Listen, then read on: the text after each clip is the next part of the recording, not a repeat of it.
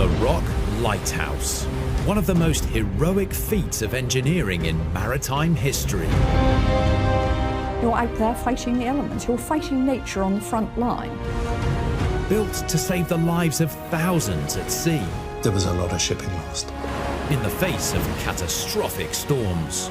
The day you turn your back on the sea is the day you're going to die. So how did they build them? Whoa! I'm Rob Bell, and I'm going behind closed doors to uncover staggering tales of innovation, epic adventure. This is over 300 degrees, this lead I've got in here, right? And danger. To reveal the secrets of some of the most extraordinary structures ever built. This time, Ireland's guardian of the Atlantic. It's the last of the great rock lighthouses. Built in terrible conditions that engineering struggled to conquer. I stood here and I was afraid the dome would come off. But today it stands as a beacon of scientific progress. It might not look like it, but this is man-made lightning right here. It's quite exciting. The Fastnet Rock Lighthouse.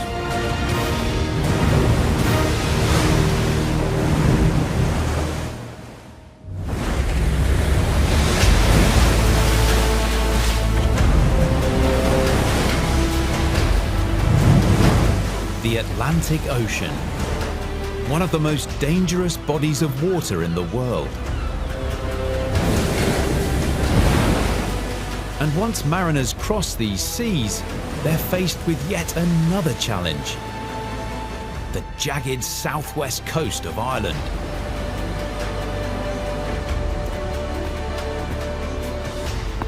Because of these dangers, lighthouse keeping has a long tradition in this part of the world. And it's all thanks to a man of faith. In the 5th century, here in County Wexford, a monk called Duvan started lighting fires at the mouth of the bay so boats could safely find their way in. For the last 1,500 years, there's always been a light here.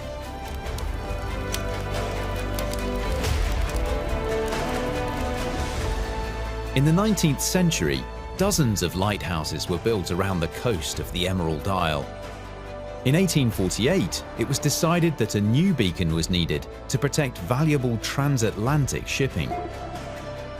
It was built 8 miles out to sea, on Ireland's most southerly point, Fastnet Rock. Ever since sailors first ventured out there, the origins of its name spoke for themselves.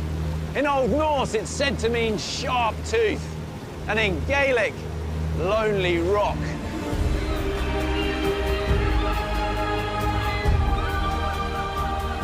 Even before the lighthouse was built, the sight of this iconic rock has stirred up strong feelings for seafarers for generations, whether they were returning to the safety of home or leaving for good.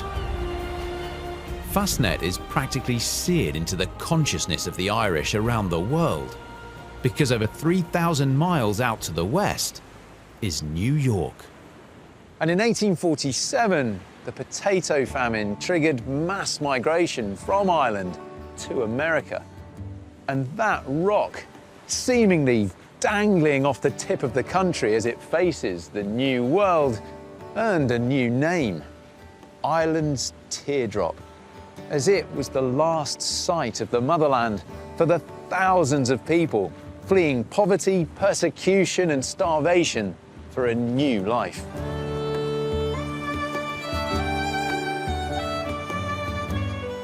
So how do you go about building a lighthouse on a small, jagged rock 8 miles out to sea?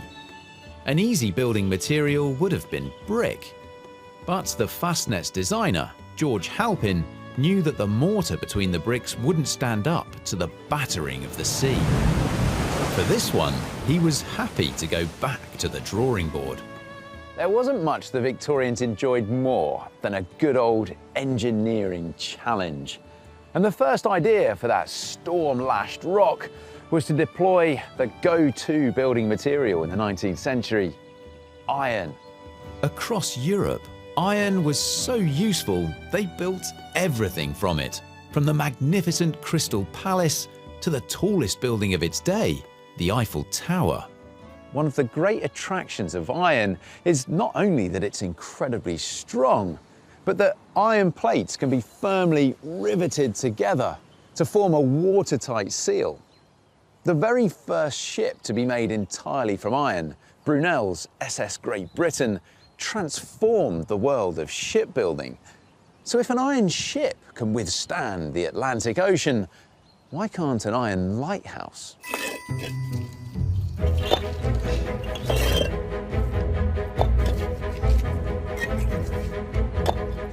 George Halpin's bright idea was to use brick and iron together. Let's get that up there. So this just shows basically the principle of how the lighthouse was built. You've got your simple brick tower on the inside, but then surrounded by these iron plates. This formed an armour-plated base around the bottom half of the lighthouse, which took most of the punishment from the waves. And for a while, it worked.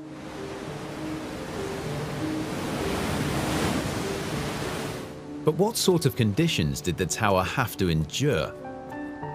Gerald Butler was one of the Fastnet's last keepers before it was automated in 1989. It's gorgeous. He's now attendant keeper of nearby Galley Head Lighthouse. But despite it being on dry land, it still has to face terrible Atlantic storms. Gerald has agreed to give me a privileged peek behind closed doors. This is the glaring monster. Oh, I mean, you can look out there and see it's choppy, you know, it's fairly stormy up here today, and you can hear the wind, but how does this compare to some of the conditions you've experienced when you've been out working in lighthouses? Here, we had a storm there a few years ago, and the waves were breaking just outside of that County Rock there, and they were going right over the top of the lighthouse. Unbelievable. I cannot imagine what that looks like. I stood here, and I actually got a bit afraid here, so I left the lantern. I was afraid that the dome would come off. I've never seen the wind quite so strong as it was that night. It almost feels like Mother Nature always throws surprises at us. It does, and we just have to say that one day Mother Nature is going to win. The iron and brick Fastnet Lighthouse was completed in 1854. But 28 years later, disaster struck. On the 26th of November 1881, a furious storm lashed the Irish coast. The Fastnet's lantern was smashed and the lens was damaged.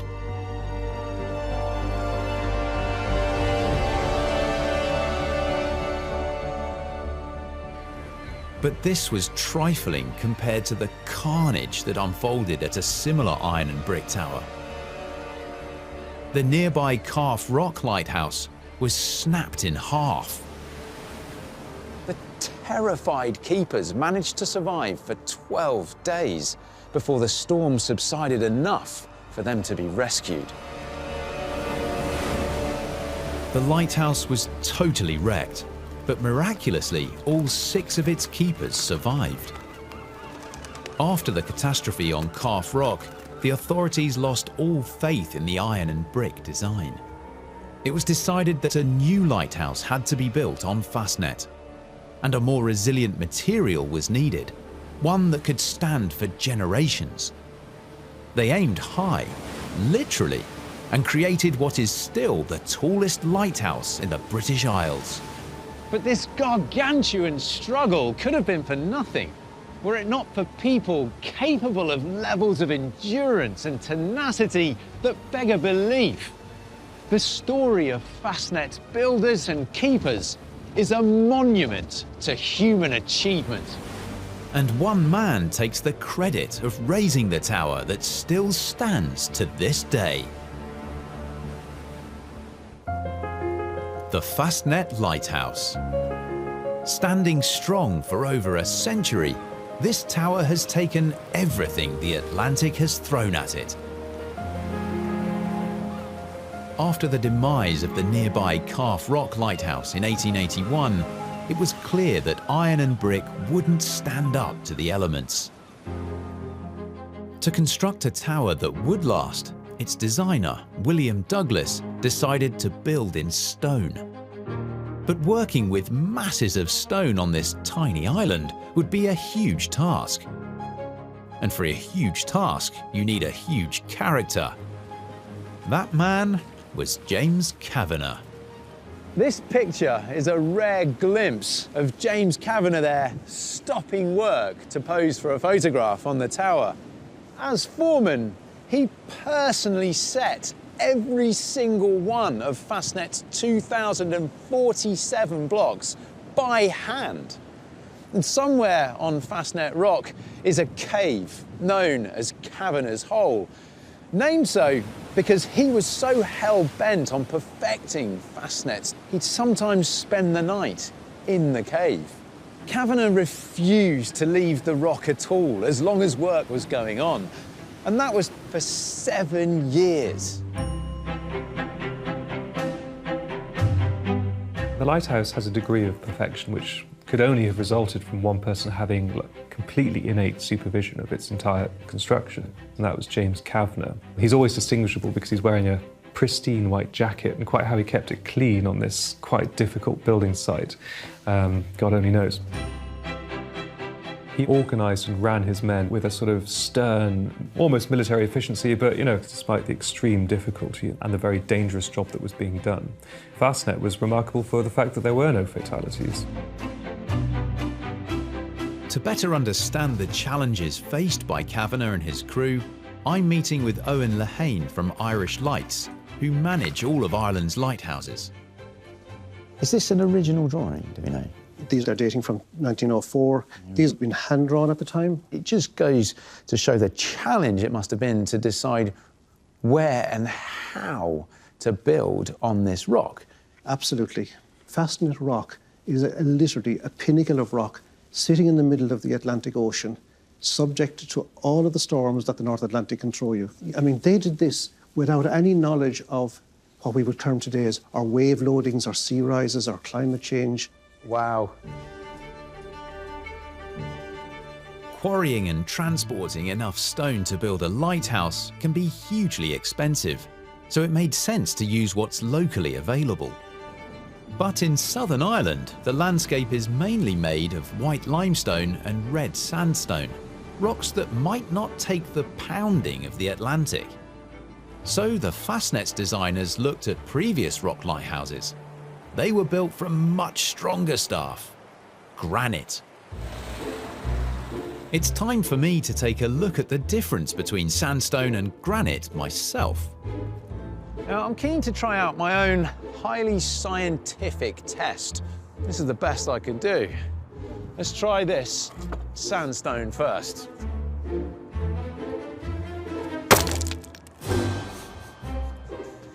It never stood a chance.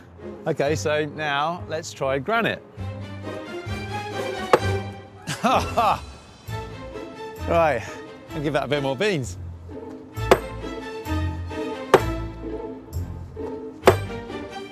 The hammer's almost bouncing back off it. Unbelievable. Well, based on the results from my experiment, granite it is. And indeed, in 1897, Kavanagh and his team took receipt of the first batch of what would ultimately be 4,300 tons of Cornish granite. But he knew that these blocks couldn't just be stacked up one on top of each other like a wall. It would collapse as soon as the first storm hit. Other stone lighthouses that predated the Fastnet used different methods to get around this issue. The Fastnet is the last of the great rock lighthouses completed in 1904, and probably the most perfect of them, mainly because all of the lessons in rock lighthouse building had by then been learned. At the Eddystone Lighthouse in Cornwall, designer John Smeaton had pioneered a technique more commonly found in carpentry, dovetailing. Every block was cut so that it interlocked perfectly with the ones around it. But at the Fastnet, they went even further. The first 10 courses of stone were built into the solid rock it sits on, and each block in the tower was dovetailed on every side, so it slotted snugly in with its neighbours above and below. Jeff McCarthy is another of the Fastnet's veteran crew. Well, I'm standing beside a lump of granite now. It's 3 tons in weight, and it is an exact replica of one of the 2,074 stones that were quarried in Cornwall and shipped over to Ireland to construct the Fastnet. Each one of these, as you can see, it's dovetailed at the top, at the sides and at the end. It has been reported that there's up to a 2-metre sway at the top of the lighthouse under full pressure of a wave, and being aboard the lighthouse, the whole unit moves as one. It's like a palm tree almost. Despite the Fastnet's ability to shrug off the most terrifying waves, sheltering inside could still be a pretty hair-raising experience for its keepers. During every storm, there is always what we might term a rogue wave. I have seen it, this massive explosion of water all around us.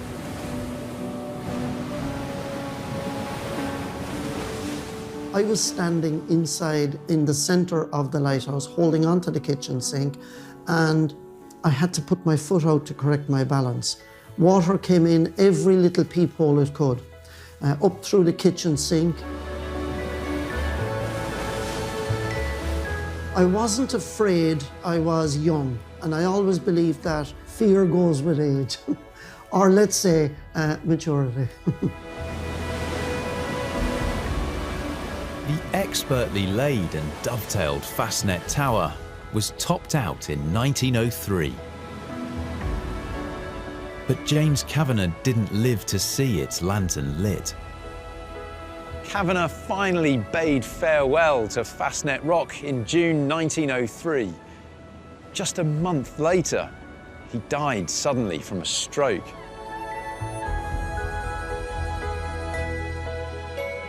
Now, this humble engineer may not be as famous or celebrated as his towering creation, but for me, the obvious passion and determination that he poured into building this structure make James Kavanagh a giant of the engineering world.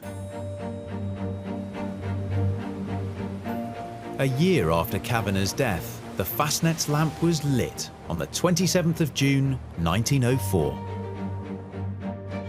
But before the Fastnet, lantern technology was rudimentary. Candles and simple oil lamps were the main methods for keeping mariners safe. These low-powered lamps had to be constantly cleaned and maintained to make sure they didn't snuff themselves out. But all that was about to change with the discovery of electricity.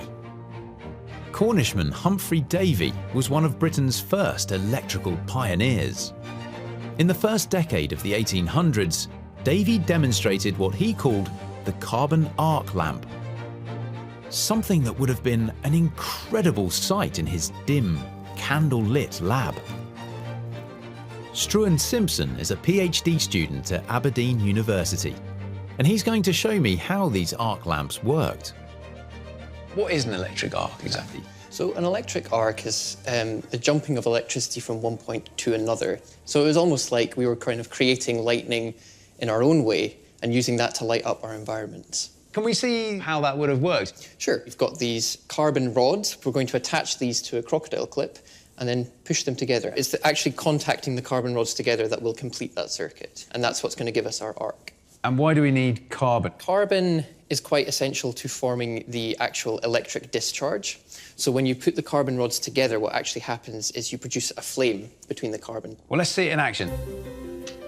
Yeah, there it is. Oh, it's bright. It is quite bright, yes. This is what the early arc lamps were, that discovery of the electric arc. I mean, it might not look like it, but this is man-made lightning right here. Absolutely, absolutely. Behold. Although it looks impressive, these batteries only add up to 24 volts. With absolutely no offence, this is on quite a small scale, though. It is indeed, yes. Can we ramp things up a little bit? Well, of course we can. Here Yeah. is we've got a power amplifier. Now that will take our mains voltage of 240 volts Yeah. and push that right up to 2000 volts. Goggles on, yep. Very good. So I'll plug this into the amplifier. It's quite exciting. There we go. There's current. Ah! Ah! And I'll pull them apart. Wow, that is so bright. Yeah. The amount of energy that's coming out of there is unreal. That is an incredibly bright light. Even though I've got these on, you can hear it buzzing. That's another indication of the power and the energy in there. But I can feel the heat. Having a light source with this much intensity, this much power, compared to what it was beforehand, candles and oil lamps. It's chalk and cheese. Absolutely, yep. This was an absolute game changer. Incredible. This amazing new technology should have been a real step forward for lighthouses. But in the early 19th century, arc lamps were powered by batteries. These huge batteries had the potential to save ships, but in doing so, might have killed their keepers. They were full of dangerous chemicals and therefore far from ideal for use in a lighthouse. Could anyone come up with a solution? Step up the scientific advisor to Trinity House, the institution that manages English and Welsh lighthouses. His name, Michael Faraday. Faraday was one of the most respected minds of the Victorian era. But to test the arc lamp, his choice of laboratory was a little unusual. South Foreland Lighthouse in Kent. The main experiments that Faraday undertook at the South Foreland Lighthouse for Trinity House was exploring the feasibility and the practicality of using electric light from batteries. The trouble is, batteries in those days were enormous, full of acids, which produced pretty noxious fumes, and it really just didn't work. Faraday decided that instead of batteries, he would apply his own theory, electromagnetic induction. Faraday discovered that if you had a coil of wire like that, and you passed a magnet through it, you generated a current. That's precisely the principle in which all electricity to this day is generated. At South Foreland, Faraday installed the first large-scale electric generator in the world. This is really quite an extraordinary thing to do because it's really the first practical application of electric power on a big scale. Faraday's pioneering work in lighthouse design paved the way for the mass generation of electricity we still enjoy today. And when his generator first ran in 1859, the arc lamp was so powerful it could easily be seen across the Channel in France. A very welcome sight for mariners navigating these troubled waters. We'll never know how many lives have been saved by lighthouses like Fastnet over the last 200 years. But that's not all we have to be thankful to them for. As progress through the 20th century gathered pace, lighthouses were right there, always driving groundbreaking engineering forwards. But despite all the advances in technology, tragedy was still to come.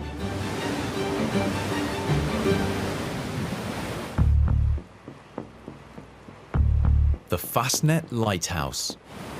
A beacon in the darkness that's been saving lives in the Atlantic for over a century. But before there was a lighthouse here, this stretch of coast was witness to tragedy.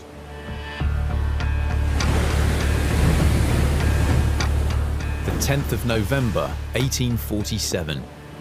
Thick fog blanketed the shoreline. The sail ship Stephen Whitney slid across the waves, full of passengers, bound for Liverpool. The captain was looking for the old Cape Clear lighthouse, but its lantern was invisible in the fog.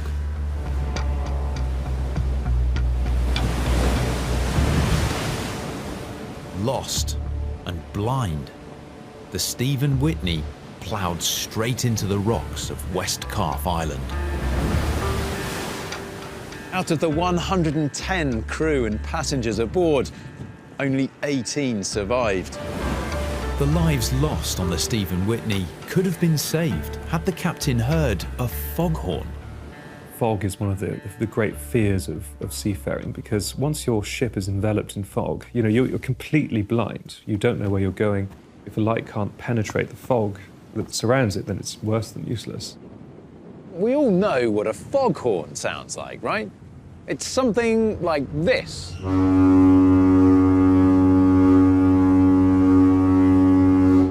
Nowadays, that classic mournful sound of a gigantic horn has been replaced by more energy-efficient, electronically synthesized tones. But how did early lighthouse keepers meet the challenge of making a noise that could be heard for miles?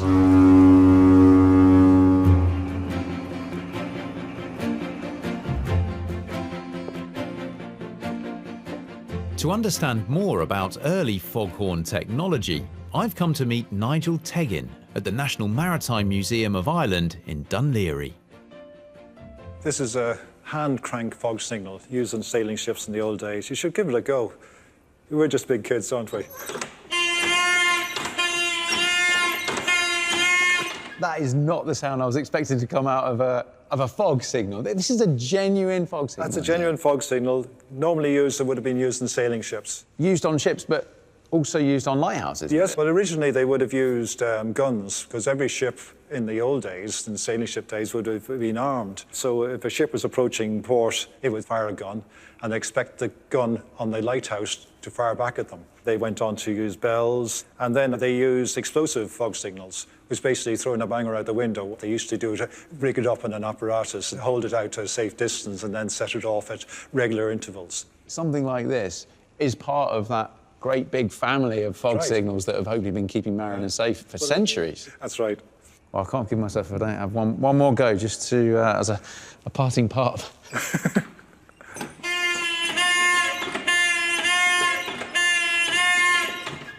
That doesn't get annoying after a while, does it?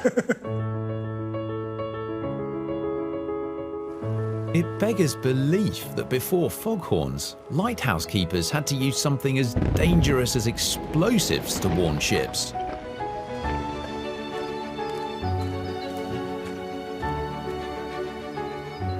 To find out how on earth this was achieved without blowing themselves to pieces, I've come to meet Dr. Roy Lowry of the University of Plymouth. What might an explosive fog signal on a lighthouse have looked like? It would be pretty small, but in those days, it would have been fired manually. So it would have a fuse out the top and you'd light that, and then you'd run away. So you use a small amount of explosive to carry a noise through the fog. You use something called tonite. That's a form of explosive, is it? Yeah, its name gives it away. It's from the Latin to mean it thunders. So it's really loud. You don't want large explosions that can move things. Sure. When you're surrounded by a load of glass. Exactly, you're in a very confined space. I understand that we can experience an explosive fog signal today, right? Yeah. Not actual tonite, but something very similar. And it's one of these. That's it? Yeah. It's like a party popper. Yeah, it's one heck of a pop. And there's only about 4 grams of material in there. And if you've ever gone to a concert at Wembley where there was a loud bang in a finale, yeah, you've heard one of these. Wow. Can we demonstrate? Can we hear how loud a blast from a charge this size is going to be? Why not? Let's do it. All right, lovely. I will let you do your bit up there. I'll stay out of your way.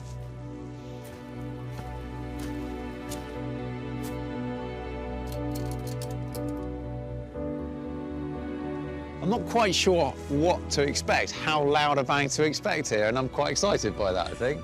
We're ready to go, except you need a pair of these. Good, yes, thank you for that.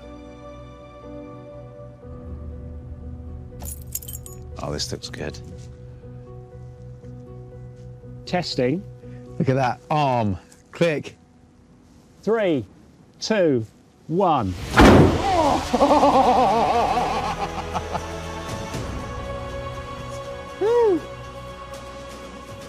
I'm so thankful for these. So you want to be about really short. Yeah, so sharp and intense. And really carries well. Use in lighthouses, you want something sharp.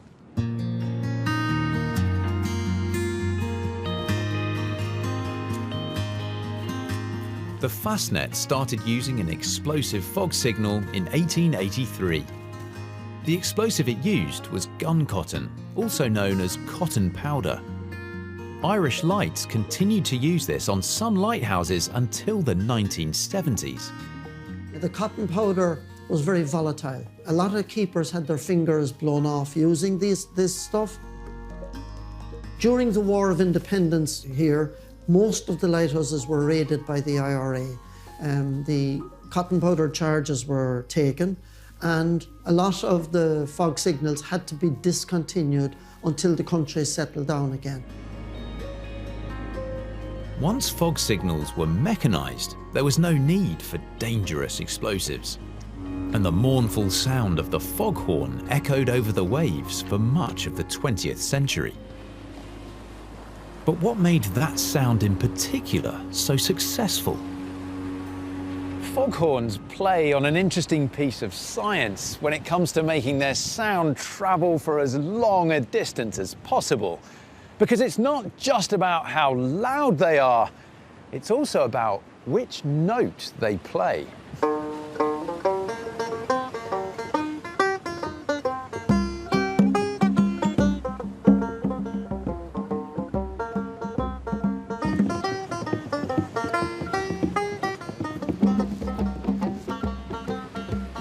I stood here, directly in front of the band here.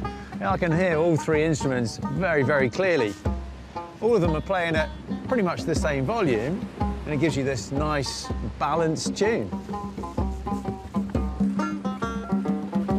The instruments this band are playing are both high-pitched, the banjo, and low-pitched, the drums. So I've come a little distance down to here, and I can still hear the band playing quite nicely there. And they're still playing the same volume, but the distance has changed the sound somewhat. It feels a little bit thinned out. Let's get further away, see what happens then. Each instrument plays in its own range of frequencies. The banjo has high notes, but nothing low. The drum, however, is very, very low. Right, well, coming all the way back here, that's changed everything. I can still hear the low, thumping sounds of the drums, but the higher notes of the banjo, I can't really hear them. That's because the high-pitched notes that the banjo is pushing through the air are all high frequency, meaning that they travel via lots of short sound waves. So those higher pitched sounds coming from the banjo have pretty much lost all their energy. They've run out of steam before they even get to me. And that's why if you stand outside of a nightclub on a busy Friday night, pretty much all you can hear are the deep thuds of the beats and the low vibrations from the bass.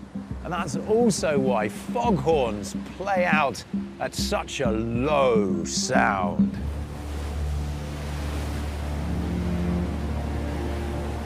Thanks to the advances of the 20th century, keepers on rocks like the Fastnet witness fewer and fewer maritime disasters. But lighthouse technology was helpless against what was about to happen in 1979. The hundreds of competitors running the Fastnet yacht race used the lighthouse as their turning point. But on the 13th of August 1979, some of them never returned.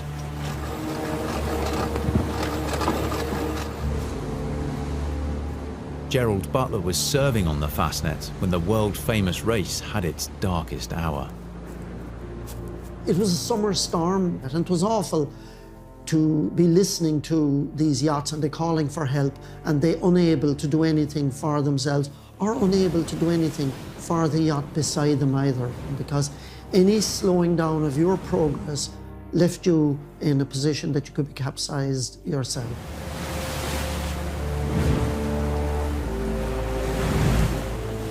And a lot of the yachts were losing their rudders. Without the rudder, the yacht was helpless. the water was pressing these yachts down into the sea. They were up to their knees in water on top of the decks of the yacht. Gerald and the keepers on the Fastnet manned the radio and kept tally of which boats rounded the rock, so the Coast Guard knew which yachts were missing. A yacht would come on and they would say, we've passed another yacht completely inverted upside down and no sign of life at all on it. We knew very well that this was going to turn out to be a terrible tragedy. We knew there was going to be a lot of people lost. We really hadn't an idea how many people or what the outcome was going to be. The rescue effort became one of the biggest ever mounted in peacetime. 4,000 different rescuers came in on the scene. The Dutch Navy were out, the Royal Navy were out, RAF helicopters were flying. It turned out that ultimately 15 competitors were lost. But if Gerald Butler and the keepers of the Fastnet hadn't been on station, many more lives might have been lost. The Fastnet's light still shines today, just as it did in 1979.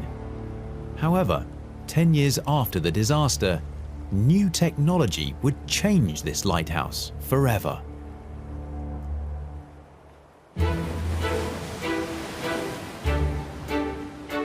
The Fastnet Lighthouse, a 116-year-old engineering marvel that saved countless lives.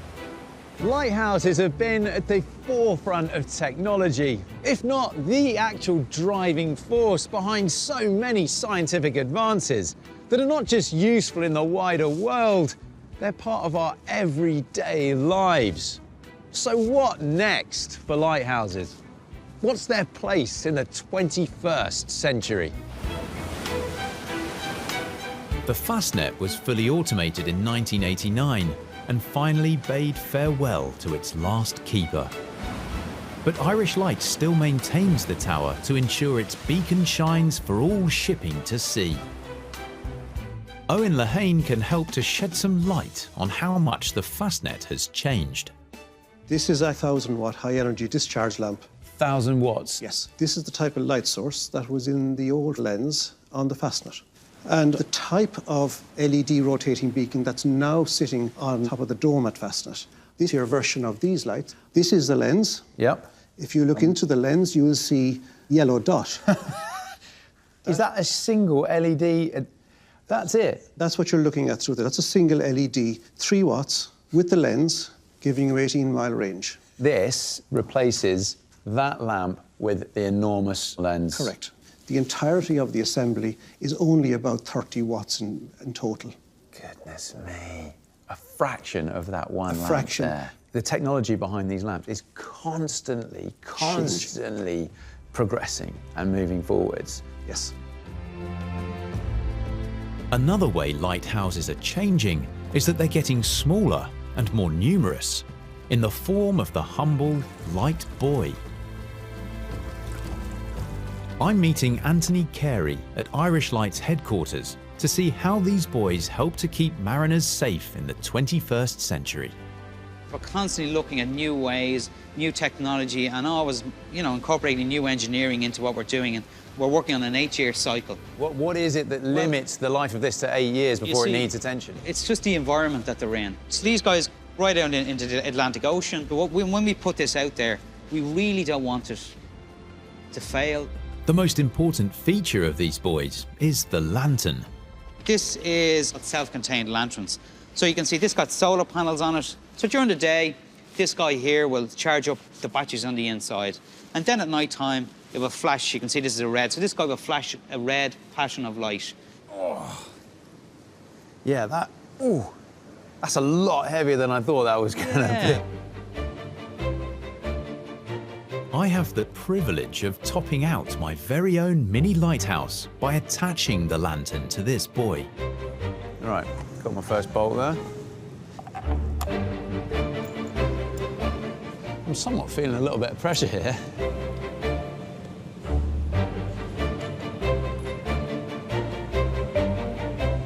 Feels like there might be consequences if I don't get this right.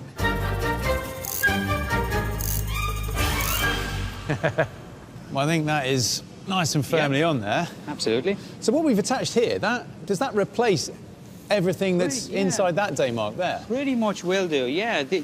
Pretty much everything, as you can see, it's got the solar panels inside, it's charging up the batteries, and it's got its own lantern inside, and it'll transmit back that information through social media, through Twitter, and then we can react to that quicker. So if it's failed, we can put a plan in place then to come and repair that as quickly as possible. These are smart boys, if you like. Smart boys, yeah, Met boys, yeah. Wow, it's just, I mean, ever since lighthouses have existed, it's just this continuation of progress, isn't it? Yeah.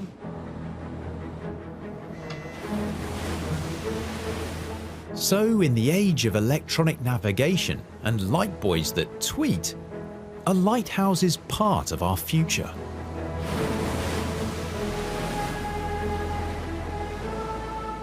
We have gone to GPS, but if onboard equipment fails with smaller craft, they are going to be thankful to have the light there.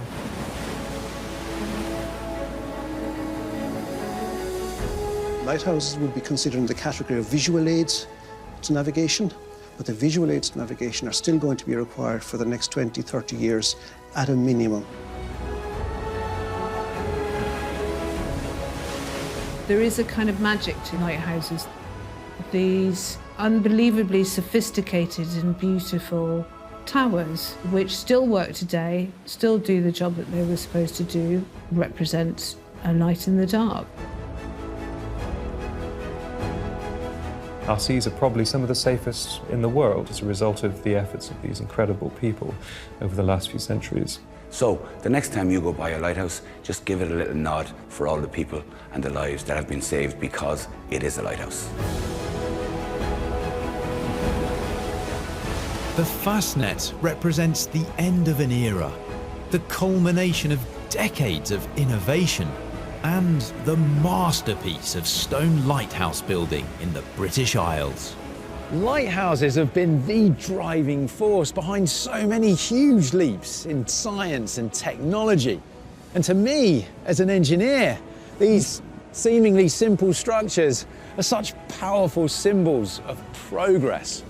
But to the countless generations of mariners who've been kept safe at sea by the people who raise these lights in the darkness, a world without them is simply unimaginable.